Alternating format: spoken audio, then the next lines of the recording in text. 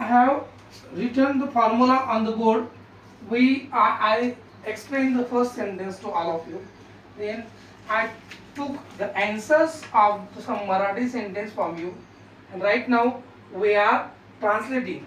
We are making the fourth number sentence. The sentence is आपल्याला in Marathi आपल्याला जिवंत राहण्यासाठी पाण्याची गरज आहे.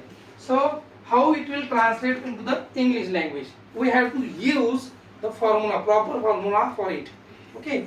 So आपल्याला जिवंत राहण्यासाठी पाण्याची गरज आहे. आपल्याला साठी कोणता वर्ड वापरतो आपण? कोणतं प्रोनाउन वापरूया आपण? we. Okay. We. After we from this both word we have to use one word. Which word we will use? Need, not needs. Okay.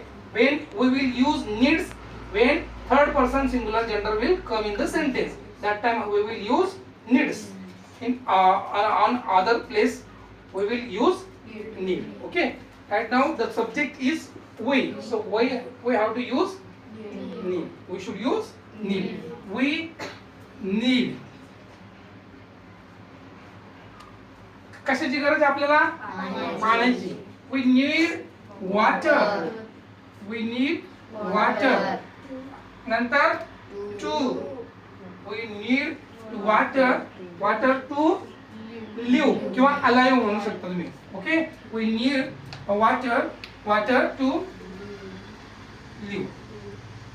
water ने म्हणायचं कारण की ते मटेरियल नाउन आहे. Before material noun we can't use the article. Okay. Any article we can't use before the material noun. Okay. Understood? Material noun म्हणजे पदार्थवाचक नाम.